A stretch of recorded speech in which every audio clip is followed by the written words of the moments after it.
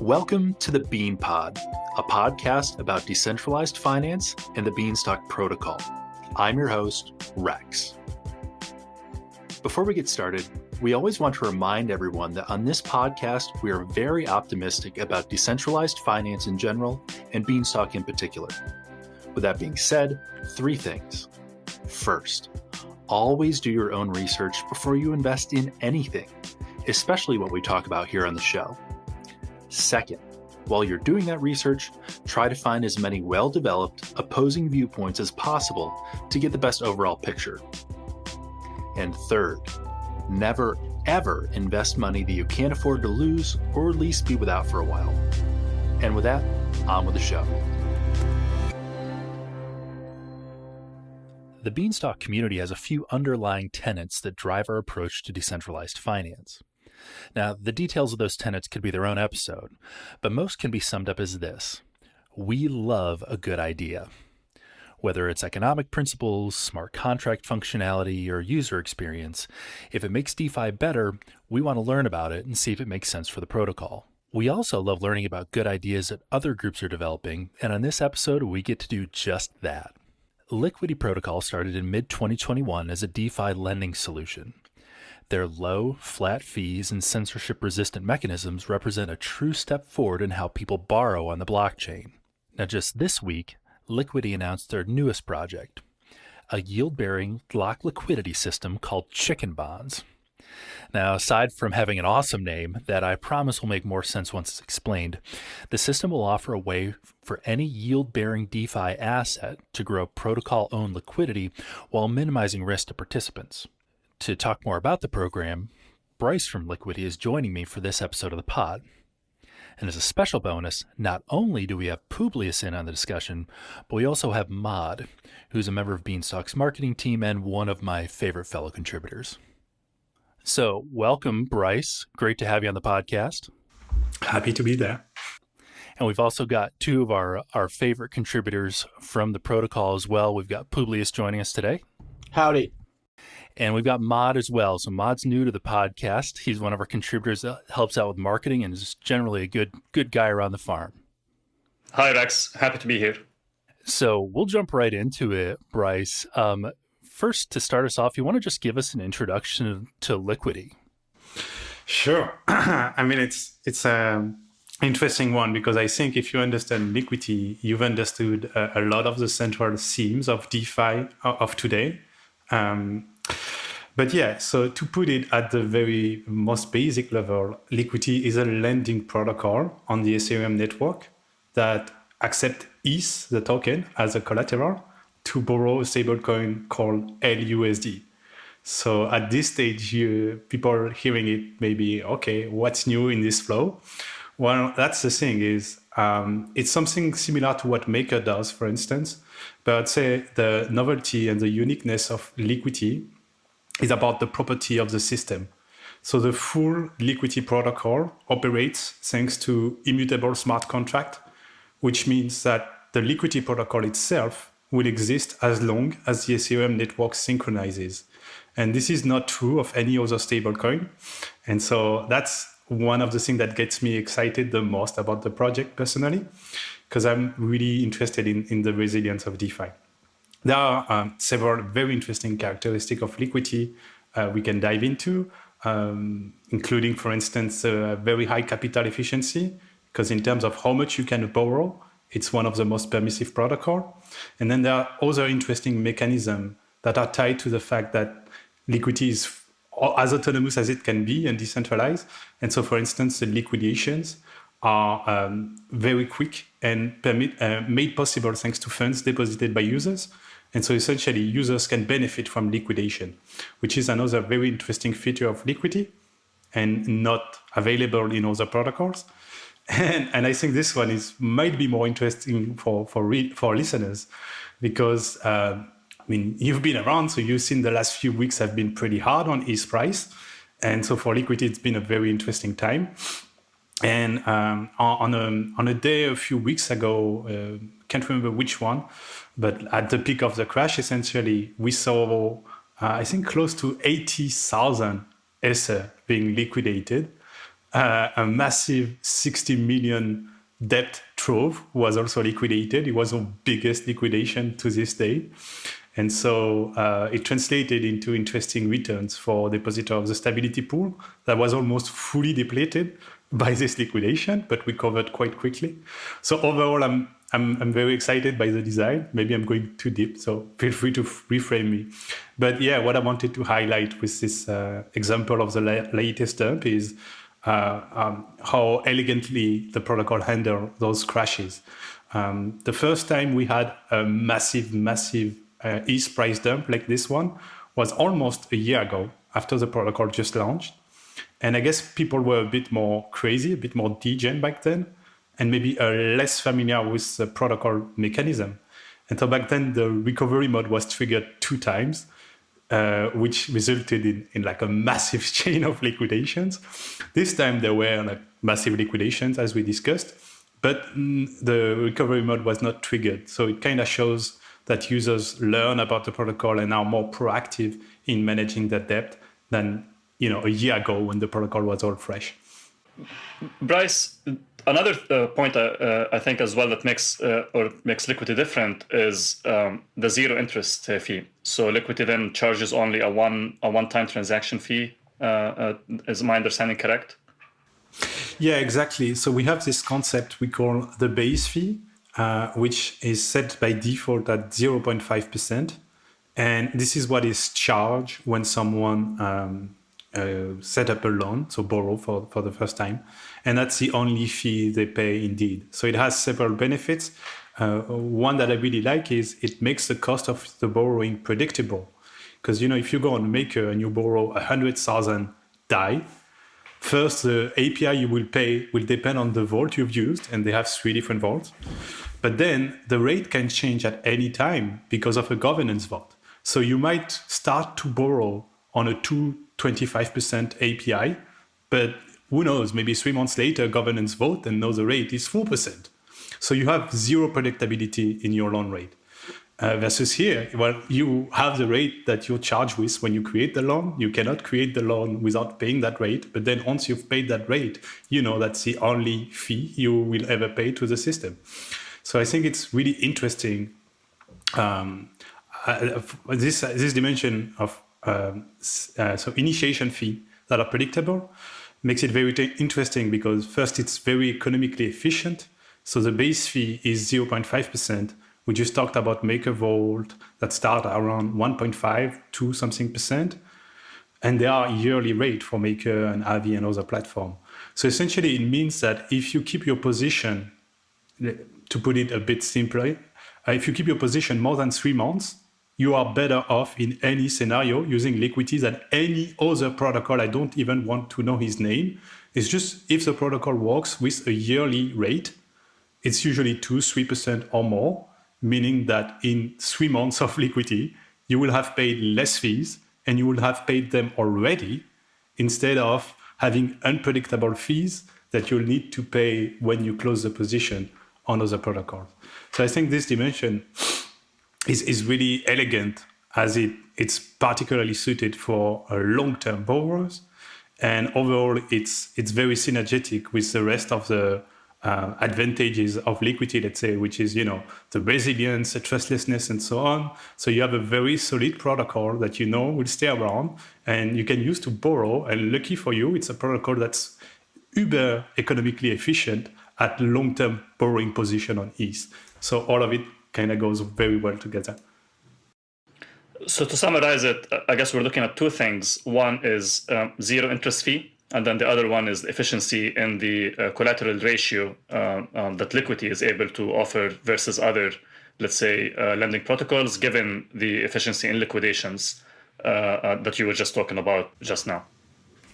Yeah, exactly. So because the liquidations are very quick and they are made possible thanks to funds that are deposited by the users. So it means the liquidators doesn't need to come up with funds to liquidate. They are more accessible in that regard. And so they're just more reactive overall than what you would see on another protocol, which enables Liquity to stomach more aggressive rates in terms of collateralization than what you can see elsewhere. So in a normal functioning of the protocol, So when the recovery mode is not triggered, which is most of the time, you can go as low as 110% collateralization ratio. Now, of course, there are other risks when you go this aggressive on a borrowing position. So I would recommend you to go higher. That's a technical possibility. Then the main risk users have to be worried about. I want to highlight this one because it's sometimes can be frustrating for people rushing. Is this mechanism we call redemption, which is another way of balancing the system essentially, where if you own LUSD, so the stablecoin outputted by Liquity, you can trigger what we call a redemption. And a redemption is essentially a conversion of your LUSD to ETH. But to do so, it goes against the least collateralized trove of Liquity. So it means it will use the trove of the borrower with the least amount of collateral proportionate to his debt. And so if you go very aggressive on your borrowing, you will most likely be redeemed against. So it's like, I describe this as a protocol level game, because there is a very high difference between being the least collateralized trove on Liquity, where you're at risk of liquidation, and being just very aggressive, but not on the top of the risk. So it's a kind of policing design mechanism almost for users, where you can be aggressive if you want, but know that if you are the most aggressive of the platform, you're exposing yourself to redemption. You're probably better off, if you want to avoid redemption, being in the 5-10% most aggressive, but not at the top of that list, because then it means you will be redeemed against, if that's economically interesting at the time to do so. So Liquity's built this solid protocol level lending mechanism that's low, consistent fees, really solid product. How did you pivot towards a bonding system, specifically the chicken bonding system? Yeah, so it's been a project that has been worked on in the team for a while. So myself, I just joined Liquity 3 months ago, so I kind of hop on the train as it was already leaving the station. But yeah, it actually stems from challenges we have on the Liquity product right now. So maybe just to explicit it, just in case, but as we already discussed, the protocol is immutable, meaning we cannot update the contract. And so that's a constraint in terms of how we make the protocol evolve, and can be a challenge at times. And so right now, we have some challenges regarding our token where for LUSD, so the stablecoin, because the market is terrified right now and people are not very eager to borrow, LUSD tend to have a premium on the market. So if you go on the curve pool, because the curve pool is unbalanced in favor of sweep pool, it means the price of LUSD end up being 101, 102. So we have a challenge of trying to improve the liquidity on the LUSD stablecoin, and a similar but less critical challenge, let's say, on the LQTY token. Same thing here, to improve the liquidity available on DEX. And so the team was looking at different solutions on how they could improve that. And through iteration, essentially, they came up with the chicken bond design. So it's a solution that will eventually be generalizable to any suitable token. But since it's something quite new, implements a novel design, we are looking to try it out first with our own token and validate the hypotheses and assumptions that are built into the design. So yeah, that's the idea for those chicken bonds that we just announced a few days ago. So we published the white paper describing the mechanism, but right now no product is live. We'll soon come live with the LUSD chicken bonds, which would be the first time the product is available in the wild. And as I was saying, it will enable us to validate some hypotheses we have on the model. And if this goes through, we'll go forward with a generalizable version by the end of the year, most likely. So yeah, as I was saying, the team looked at the design there is to essentially grow liquidity on DEXs or capture liquidity at the protocol level. And if you look at at solving this use case, essentially you have two types of design that have been tried out so far. You have a model that we know quite well, based on incentives. So, it's a good old liquidity mining we're all familiar with, where you supply some LP and you get a token in return. It does work, but it's a massive, ongoing, continuous cost for the project. And we've seen a lot of projects where as soon as the incentives dry up, usually the liquidity goes away pretty quickly after that. And then the other solution is more something that what, for instance, Olympus Pro is doing, where the goal here is to capture liquidity with a bonding mechanism. But here again, it's done using a significant amount of the native token of the platform that are sold at a discount for the LP tokens. And so it comes with significant cost and can have also an impact once the campaign dry up. So this time the liquidity is acquired. So at least there is not this effect of liquidity mining where there's just no liquidity anymore. But the thing is, it can be acquired at quite a massive cost for project. And especially depending on the implementation, they can see some pretty significant selling pressure on their token in the wake of the Olympus Pro campaign, because so much token is emitted. So yeah, Chicken Bonds try to address essentially this use case of capturing liquidity, but without facing such significant downside and such massive cost. And so the way it achieves that is essentially by repurposing the existing yield infrastructure available on a given token. So all it requires is a source of yield on a token that is free of impermanent loss. And then from here, sorry, I'm a bit sick. So from here, the Chicken Bonds is essentially a layer built on top of that source of yield, redistributing it between several actors. And I guess we can go into the detail of the system, but the high level is that for end users, so for people who own the token of the protocol in question, it translates into an additional earning opportunity that provide a better yield than what is basically available on the token. And as they go through the hop of the Chicken Bonds to achieve this yield, a part of the liquidity is captured in what we call a permanent bucket, which is then the property of the DAO and can be used to supply liquidity. So from a high level, the goal is really to achieve something like Olympus Pro, where the project will capture liquidity, but the novelty is it's done at no cost, unlike Olympus DAO.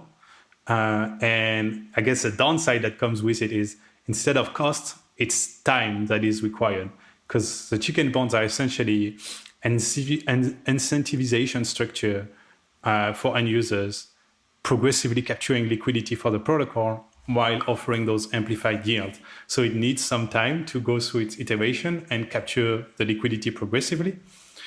But at the end of the day, we are confident it results in a way less costly alternative for projects to capture their own liquidity, which is the end goal. Yeah, it's interesting to hear you talk about the time component and think about pods inside the Beanstalk system and how that time variable is so important. So if I'm looking to interact with Chicken Bonds, I've got LUSD that I'd like to use to get involved in the bonding system. If I'm understanding this correct, I go out and I bond those tokens, and I end up with this position that at some point over the life of that position, the amount of value that I would gain in B tokens will exceed the principal in the original position, right? Is that a pretty good understanding of how that value works over time? Yeah, precisely. We call this break-even time or break-even point, where essentially you've waited enough with your bond so that if you chicken in, and we'll detail all of that, don't worry. If you chicken in, you will recover an amount of BTK that corresponds to more tokens, or LUSD in this case, that you put in the first place. Yep. And so if you mentioned chickening in, if I chicken out beforehand, I can recover my principal, but what I've essentially lost is the time in between when I originally bonded those tokens and when I remove them. Correct? Correct. Yeah. So one of the things we really try to address with the design is to, I guess people are a bit misleading because when we talk about bond now, most people kind of default to thinking about Olympus style bonds, when this is really different. And I guess one of the key difference is what we call this principal protection. So if you go through the user flow, I think that's a good way to put it. So you are an owner of LUSD and you have them around, maybe you were staking them in the stability pool or whatever you were doing with them, but essentially you intend to hold them for the next weeks, for instance. So once the chicken bonds are released for LUSD, what you will be able to do is first create the bond. So it's simply depositing those LUSD within the chicken bond system, as you were saying. You will be granted an NFT that recognizes your position and contains it, just like a Uniswap V3 LP NFT. We can dive into the NFT side of things after. But it's essentially a technical requirement to just recognize your deposit. So now as soon as you bonded, so you've sent your LUSD into the system, now you start to accrue BLUSD, so those boosted LUSD token. And I'll detail the boost right after. So over time, you accrue those boosted LUSD token. At any point, if you need the LUSD somewhere else, maybe for instance, you need to repay your debt because the ETH price just tanked, it's all right. You can what we call chicken out, which is essentially canceling your bond and recovering the full initial deposit. So you will recover exactly the amount of LUSD you put in the bond if you chicken out. And as you were saying, the only thing you've lost is the opportunity cost of capital. So in a way, chickening out is not very costly if you do it quickly, but as time goes, it's a bit more of a missed opportunity. Now, the other outcome, if you're patient enough to wait for this break-even time where you will get an amount of BT coin that correspond to more token that you put in, you can what we call chicken in. And chickening in is essentially burning your NFT to obtain the balance of BTK you've accrued. And that's essentially the end of the loop initially. So why is it interesting to have those BTK? Because essentially the way the system works, we have 3 buckets, as we call them internally, where the assets are deployed. And when you own BTK, you are essentially enjoying the yield from your own bucket, so the reserve bucket, that is ensuring the correspondence between BTK and TK through the redemption mechanism. But you're also getting yield from the 2 other buckets of the system. So essentially, to put it simply, a bit schematical, don't take me on the numbers, but just to give listeners an idea, let's say for one LUSD you put into the system and you've gone through the waiting time and you've got the BTK, maybe you'll get the yield of 1.2 or 1.3 LUSD. And so this is how the yield amplification occurs. You're not just getting your yield like you would do if you were staking directly, for instance, but you're also getting the yield of extra balances of LUSD that are at different stage of the system.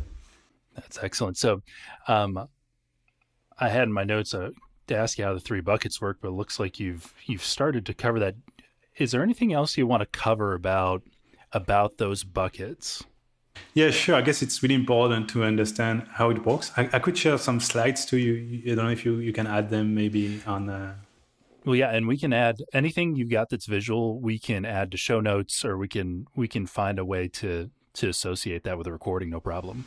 So yeah, I'll share some more. But so essentially we have 3 buckets that corresponds to the different stage of the bond, essentially.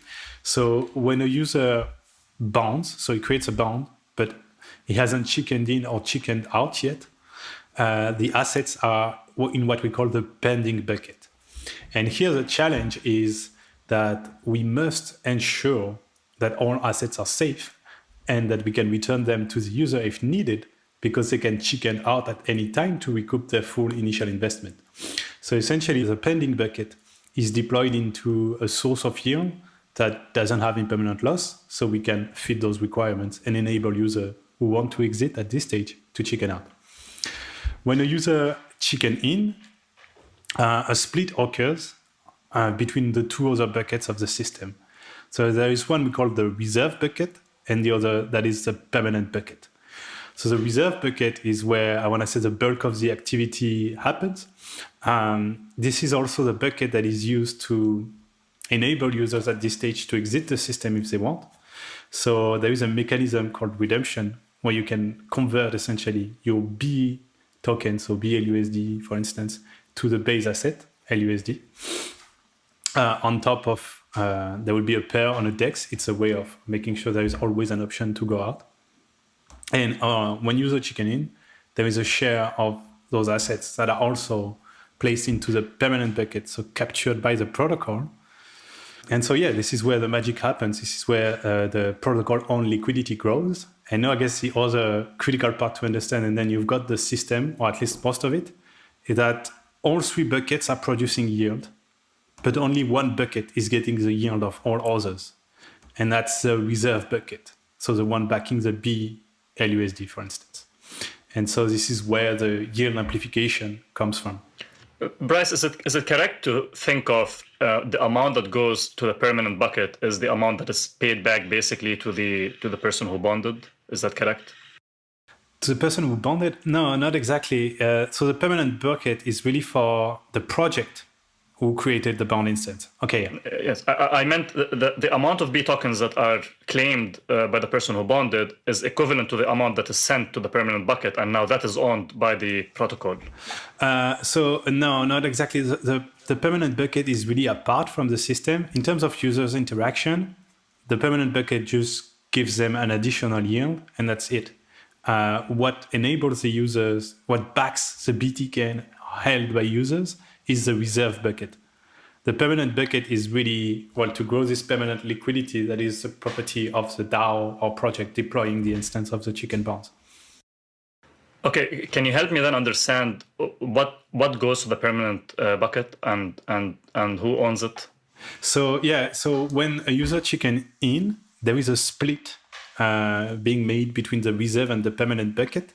The actual mass of the split can be a bit dense there in the white paper, but essentially it depends on the timing mostly. So what is in the reserve bucket will back the BTK and ensure the user can still exit the system if needed.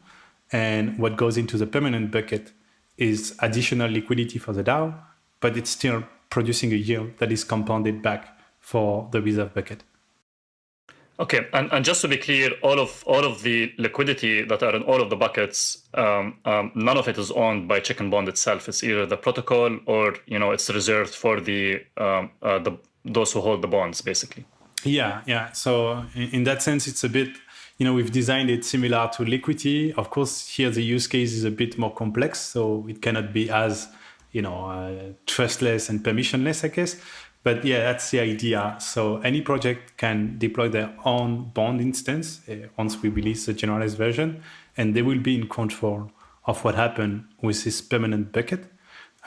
We are exploring and discussing with the potential projects interested now to see how the assets in this bucket will be managed.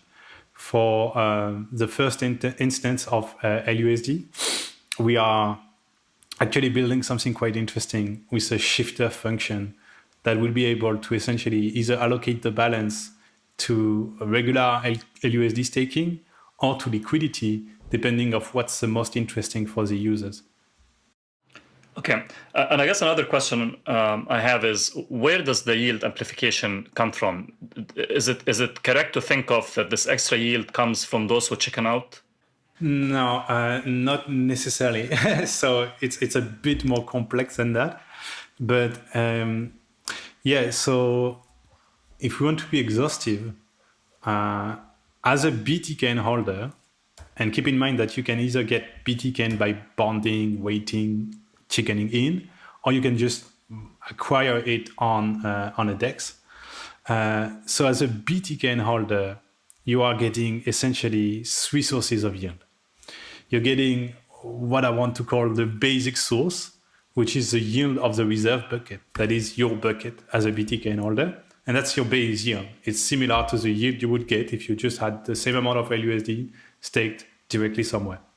But now you're also getting two additional sources of yield, which makes for the yield amplification. So the first one being the yield produced by the pending bucket. So those are people who bonded LUSD, but haven't chickened in or chickened out yet. And that's one first source of extra yield. And then you're also getting the yield from the permanent bucket. So a balance of LUSD taken when user chickens in, portion of it, that produces yield and is redirected to you. So yeah, this is why I was trying to meant earlier by, this example of, even if the figure is not right, just to give you an idea, for like one LUSD that you have as BLUSD, you will get the yield of 1.3, 1.4 LUSD because of this redistribution of yield in the system. Okay, I'll ask a follow-up question on the yield. If we assume that everyone chickens in, where would the extra yield come from? So that's an interesting one. So the cool thing is, it's not interesting for everyone to chicken in instantly. So, there is this period where you're waiting for essentially having a BTK balance that is greater than the amount of token you bonded in. If you go into the system and you chicken it very fast, it's a suboptimal way to play it, essentially, because you will get less in B token that you had initially in tokens. So yeah, it's a matter of waiting a decent amount of time. So then the yield, sorry, what was the question again? I got a little. Yeah, I was asking, let's say that everyone comes in and bonds, and at the beginning they're in the pending bucket, right? Yeah. And then everyone waits the same amount of time, and everyone opts to chicken in, and no one chickens out. Is there any extra yield in that case, or in this scenario, there is no extra yield, basically? So there will still be extra yield, yeah, because when they chicken in, a part of their balance will be captured by the permanent bucket. The other goes into the reserve bucket. So they still get the yield amplification from the permanent bucket. But in your case, where everybody chickens in and there is no new bonders, then indeed the pending bucket would be empty. And so the yield amplification from that source would be non-existent, I imagine. Now, there is another thing to have in mind is essentially this mechanism is driving a flywheel using existing yields. Right now, we're talking about a base state where the project is just deploying the instance and letting it be. But one of the really interesting dimensions of chicken bonds is they're made so that the DAO, the projects deploying them, can support them if they want, and they won't face any additional costs. So we're not talking liquidity mining where they will give away some token to people going in the flow, nothing like that. We're just talking about ways where if they have some token balance, which is usually the case, typically a DAO of a given project has a lot of its own token and very little of other tokens, including ETH and stable. So using their own Ether tokens, they can essentially boost the system and make it more interesting for the user and essentially increase the overall velocity of the acquisition of the liquidity. And the cool thing with that is it will require them to mobilize the fund, but then not putting them at risk. So to explicit this more clearly for the users, okay, so if we stick with our LUSD instance, for instance, of chicken bonds, and we, Liquity, want to make it more interesting for the users, what we could do initially is create a decent LUSD bond that we never claim. And so this way, we're essentially donating yield to the users of the system, but our assets are not at risk. So, we leave them as long as the campaign runs when we're capturing the liquidity. And maybe a year from now, we're done, we've captured enough liquidity, and then we can just chicken out and recover the principal. So, essentially we would have increased the velocity of a protocol on liquidity acquisition flywheel just by using either assets of the DAO that we already, of the project that we already own. So on LUSD, it's a bit more particular, let's say, because it's a stable coin, but picture this flow for your average DeFi project that has a volatile token. It can be quite interesting because, as we found in our research, one of the challenges for those projects trying to capture liquidity is that they simply do not have the pairing asset. So, they will have significant balance of their own asset, but very little of ETH and USDC.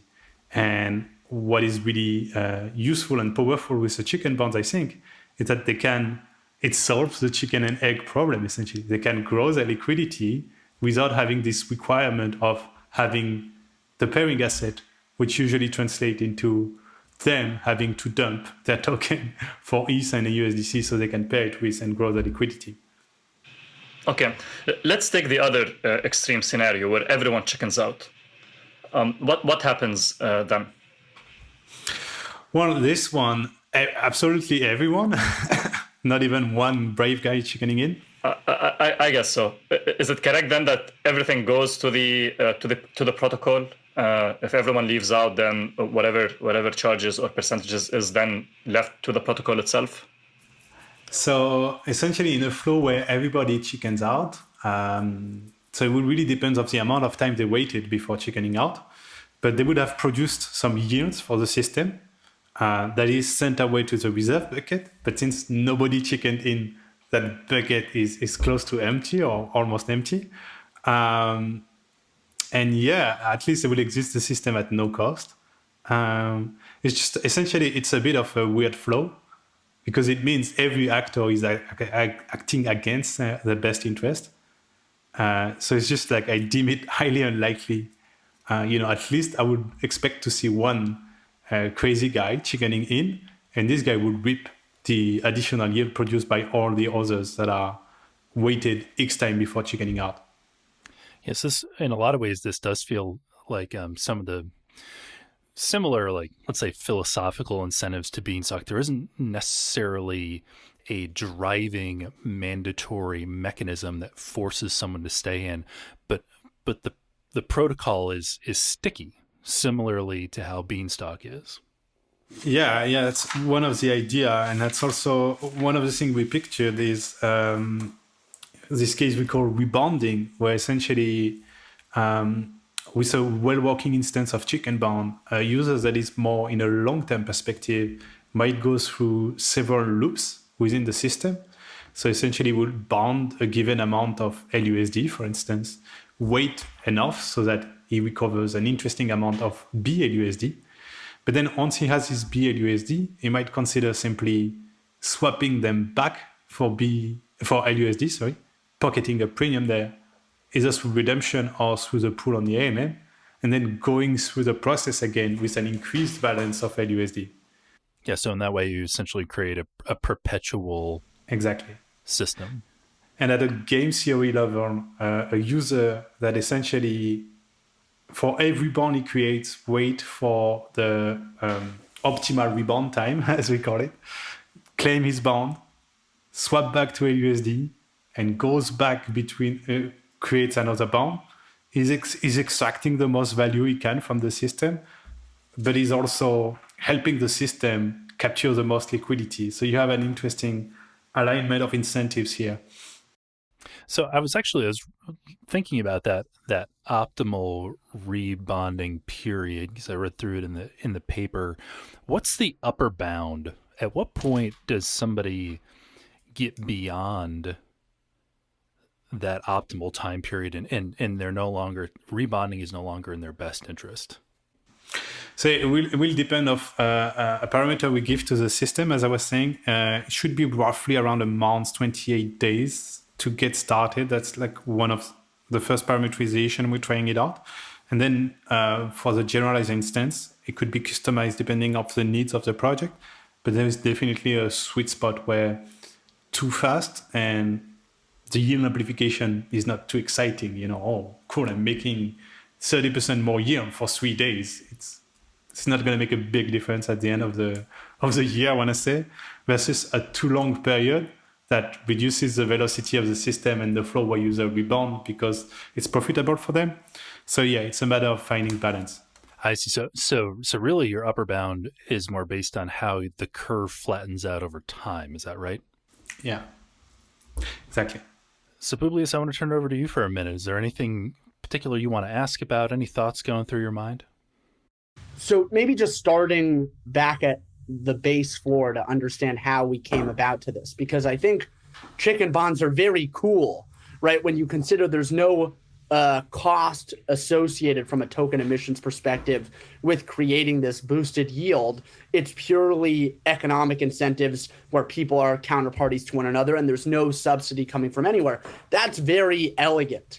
And I just want to take a moment to dive in together on how you guys ended up here, because I think to your point about doing things in DeFi the right way, Liquity is a shining star. And the fact that we've gotten to chicken bonds, or you guys have gotten us collectively here to chicken bonds, I think is a good data point that doing things the right way tends to lead towards more innovation, like locking yourself in. And in this case, what I'm highlighting is the immutability of the Liquity smart contracts made it such that you guys really did have to think outside the box. And the token emissions portion, the subsidy that has been used to attract yield historically, is totally foo-foo and unsustainable.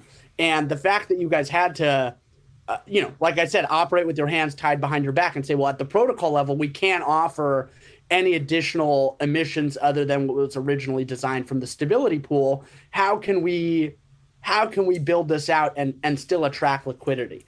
And it's just, I commend you guys, because I think this is a really fascinating piece of evidence that well-designed economic structures on trustless primitives are incredible. And what you can do with them if you come at it with like a very clean mind is really awesome. So we're just, not sure if there's a question in there, but I think this project is really cool. And it's encouraging that operating with like the bias of we got to do it the right way. We can't cheat. We can't cut economic corners.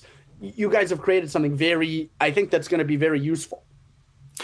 Yeah, no, it's an interesting thought process here indeed. And kind of like pondering about how initially a limit, which is, we can't modify the protocol to add arbitrary allocation of liquidity and boom, problem solved, like most projects do, led us on a path where we worked on governments.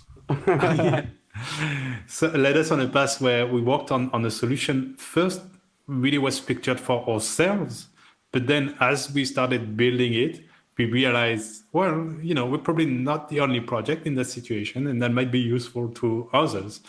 I'm really quite inspired by the idea too of, okay, so this is a novel idea. People have questions. Some think it might not work or it will not work as expected. But the cool part is we're not bringing anyone in our boat to try it out. We are trying it with our own tokens. And so I think it's also another good ethos, I want to say, in terms of, okay, we are playing, maybe is a strong word, but we're experimenting something new, but to try it out first and make sure everything is ironed out, we're taking the risk ourselves on our own token, but we're confident it will have a decent impact on improving the liquidity and the peg situation for LUSD. And to dive into a little bit more why that is. So I think everyone on this pod isn't going to disagree with the fact that Liquity is a significant improvement over DAI. Immutable, there's no stability fee, the collateral is decentralized. It hits all of the things that you're like, all of the problems with DAI are solved to a large extent. Save like the grand need for collateral, right? You guys have limited yourself to ETH, which again is tying your hands behind your back, but it's created the decentralization and permissionlessness. So DAI was grandfathered into the 3-curve pool, and despite its many shortcomings, has continued to attract significant amounts of liquidity because of the utility associated with being in that pool. And I think LUSD, or Liquity, we should say, has started from zero, right? And in your short life, you guys have done an incredible job of attracting organic liquidity with minimal subsidies from the stability pool, and those subsidies are designed to decrease over time. So the concept is the other, detail to add into this problem that you guys have been solving is that LUSD doesn't really have an explicit peg. And this is directly related to the stability fee, right? If you have 110 cents underneath the token, the value of that token is going to trend towards the value of the collateral unless you have a stability fee, unless you have rent. And so the cause of that stability fee is it's aptly named. It's the stability at the peg. So Liquity says there's not going to be any stability fee, but therefore we accept some additional oscillations in the peg price. And in particular, the fact that you can mint 1 LUSD for every $1.10 of ETH really does create an upper bound on the LUSD price at 110, but there's no real reason for, and obviously due to liquidations and the fact that it's over collateralized, you wouldn't expect the price to trend significantly below $1. But so you really have LUSD trading in this $1 to $1.10 range. Exactly. And the fact that the goal is to use it as a stable coin, but you don't know what a good price or a fair price is within that range. And people are just expecting to see a 1.00, even if it's a stable 1.01 or a stable 1.02, it's difficult to get that down to $1. And in reality, the only way for you guys to get that down closer to $1 is significant liquidity at scale, right? The reason you have this trend towards $1.10, even if it's only $1.01 or $1.02, is a lack of liquidity by comparison.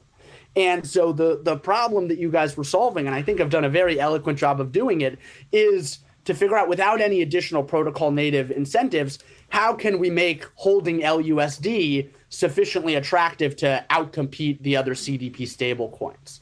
And this is such an incredible, I know I've been talking for a while, but I think it's so amazing that people can hold LUSD and receive some sort of boosted yield from other LUSD holders, right? So now you have this, I don't know exactly how you describe it, but some sort of time-based market on LUSD that the people that need LUSD over shorter periods of time are paying the people that are holding LUSD for longer periods of time. And that additional yield from the longer-term LUSD holders has obviously been constructed in a way that's very elegant according to the chicken bond mechanism. But the key point is there's no additional yield or no additional subsidy. And I think over time, even if you can never get down to 1.000000, fill in your number of zeros, this is going to make a significant step forward in increasing LUSD liquidity on chain and making it competitive with DAI. So I just think this is very cool. And it's been great to have you here putting it into context, and hopefully, my pontificating has been helpful to put it into some context as well. It's spot on. I like how you explain it. I guess the way I present it is that essentially we have a hard peg below 1 and over 110, and then a soft peg between 1 and 110, precisely for the reason you highlighted. And so it's been a bit of the challenge for Liquity indeed, because, essentially it all stems from markets being terrified. And so the demand for leverage is quite low, and it results in a low appetite for LUSD currently. But there is also another challenge that comes from having your hands tied between your back, essentially, which is the stability pool is extremely profitable.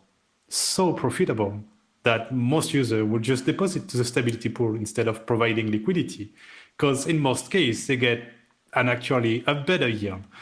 And so it's a bit of a chicken and egg problem, because if the pool actually goes back to balance, the yield would probably be better in the pool and they would have enjoyed a premium when they entered. But as long as it's not reaching back the balance, we have this situation. So there is a need for essentially permanent liquidity there, liquidity that will be there no matter what, that won't be removed when markets are heating up. And that's, what we're trying to achieve with the chicken bonds for LUSD. So where is the yield coming from that isn't susceptible to impermanent loss? Yeah. So on this one, for the LUSD chicken bonds, will be most likely working with the BEAT protocol. So they have a wrapper of the stability pool that automatically converts the ETH obtained back to LUSD. And they do the same, I think, with LQTY. So it's essentially just a compounder. Everything you farm with your LUSD in the stability pool, compound back to LUSD. But so how does that help contribute to liquidity not in the stability pool?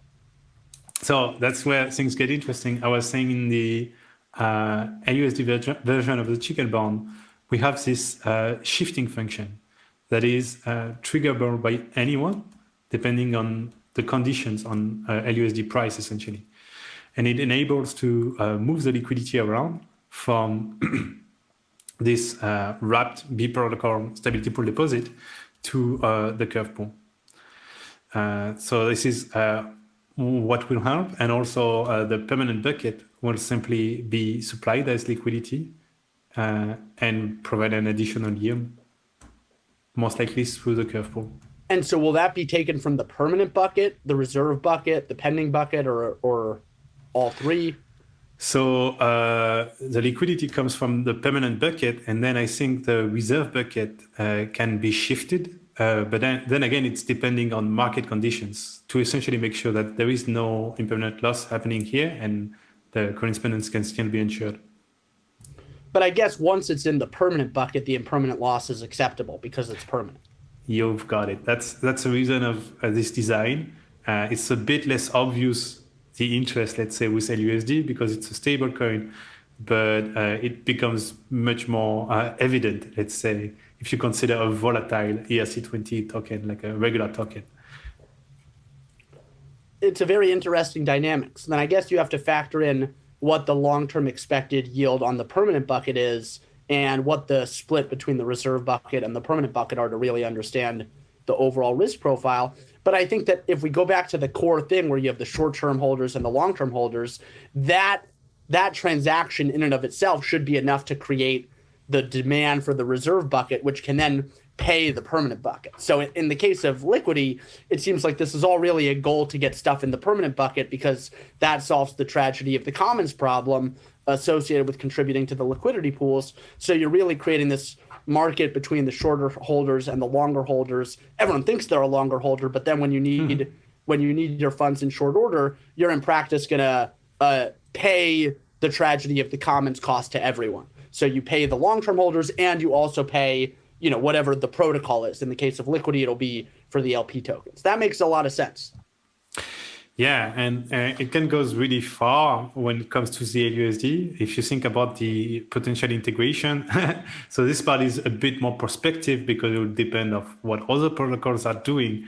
But for instance, one thing I would be very happy about if it happens is imagine if DeFi Saver, for instance, was able to integrate the chicken bonds for LUSD. So now it means you essentially have, or you could have, a fully passive automated yield product on ETH. So, user will come in, deposit ETH, and then B protocol handles everything. Not B protocol, DeFi Saver, where they will mint some LUSD, deposit them into the chicken bonds. It will monitor the position. If ETH price tanks, then it will chicken out, repay the debt, so they're not losing any money. If ETH price is maintained, they will go through the flow, chicken in when it's profitable to do so, pocket a difference when they change back their BTK into token, and then maybe go back to another loop. All of this could be essentially automated, and it's building on the existing features that are already on DeFi Saver.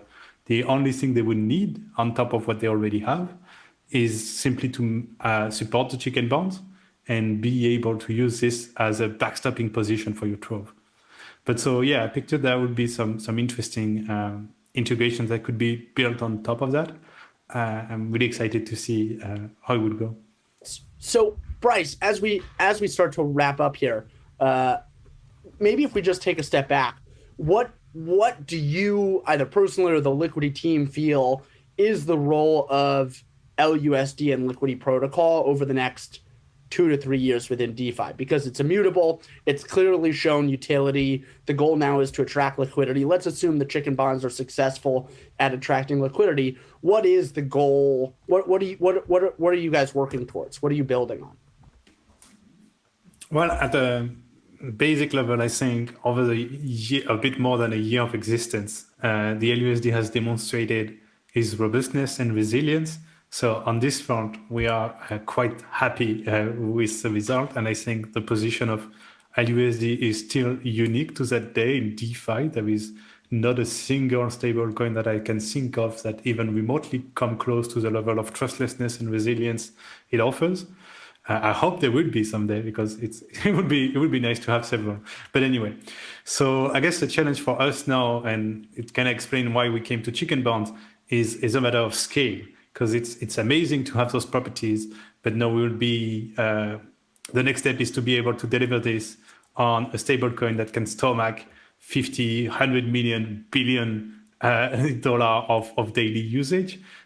Because it will enable some interesting things. You can envision, for instance, we've been in chat with a potential derivative protocol, and they came to us and they were like, okay, we're building this decentralized derivative protocol, but it seems like we're going to be ending up using USDC as collateral once more. Oh, damn, And so that's the whole thing of looking at what would be the requirement for them to use LUSD. And of course, the liquidity here is a significant topic. So if we can have a situation a couple of years from now where there is a baseline of significant liquidity available for LUSD with a peg that is more tightly maintained, I'm confident it will attract those use cases of various DeFi projects that want to do something with stablecoins, but don't want to compromise on the centralization. And right now they don't really have an option. Awesome. It's all I can say is we hope to do our part and help deliver other permissionless, trustless stable coins to the market. But couldn't agree more, and think that this is an exciting space for us to all collectively be working on. So thank you very much for your time today, Brice. And we I'm sure we'll talk again. Go ahead, Matt. I have one last question. Please go for it. Brice, which is about the pricing challenge that you guys have about. Oh, yeah, you're right. Helping me do my job. Can you briefly maybe tell us what is the challenge, what impact does it have, and then, what are you looking for? Yeah, so as I was saying, the chicken bonds have been worked on for a while by the team, but one of the key questions they've been stumbling upon and still there is no satisfying answer to it is what we call the fair price. So the fair price of the BTK. So what we mean by that is the BTK will exist. It will be traded on DEX and AMM. So there will be a price here, but there will also be a price of the BTK that can be derived from the assets it's backed by plus the additional yield it's getting. And so that's essentially the fair price. What is the actual price of the B token if you amount for the reserve and the extra yield it gives you? And to solve that question, there are several approaches. I'll provide you with the link for those interested. The naive approach, more refined approach, but all of them, they have their limits and they do not provide a satisfying answer as of now. So we've opened up the question to the community, and what we're looking for is essentially a formula that will help reach a fair price, if that makes sense. That's what we currently have.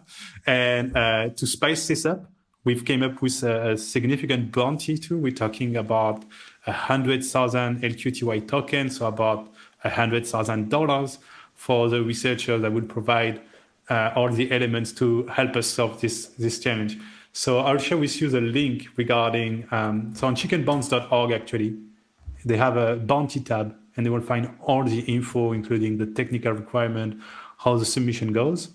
There is roughly a month left on the bounty, so it's up until August 14. And yeah, it's an interesting part of the product if we can have a satisfying formula for the fair price, because not only it will help guide users' decision better, but it could even be something where it's actually useful at the product level. So for instance, there are some models where we're considering for the liquidity on the token BTK pair to have it between ranges that would include, the fair price as one of the range and maybe another range. So it would really help potentially even improve the liquidity on BTK and TKN. So that's a highly critical question, and we're looking forward to have the community input. So far, there have been quite a few people interested in the challenge. We're really happy about that. And if that's your case, feel free to reach out to the team. We've set up a channel on Discord, and we have team members available to chat with if you want more precise information on what exactly the bounty entails. Certainly, we'll keep an eye on that, and if we don't look into it, we'll want to look into how a fair price is determined. Thank you, Brice. Awesome. Yeah, if we weren't so busy with the replant, I think a lot of us would be interested in throwing our hats in the ring on the fair price formula. So lots of fun stuff. As Mod was saying, thank you very much for coming and chatting with us today. And, I'm sure we'll talk again soon. Brice, thank you so much. This is great conversation. Appreciate learning about Liquity as protocol and chicken bonds specifically. Publius, always great to have you, and Mod, great to have you as well. Thank you, Rex. Yeah, thanks for organizing. Another huge thanks to Brice from Liquity for joining us for the episode. You can find out more about Liquity by visiting their site at liquity.org. That's LIQUITY.org. You can also learn more about the Chicken Bond program at chickenbonds.org. Also, another big thanks to Publius and Mod for joining me today. I always appreciate their questions and insights, and hope you did too.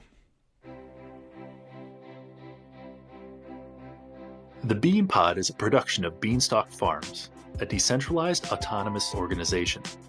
You can find us on Twitter, Instagram, Medium, Discord, and our home on the web at bean.money.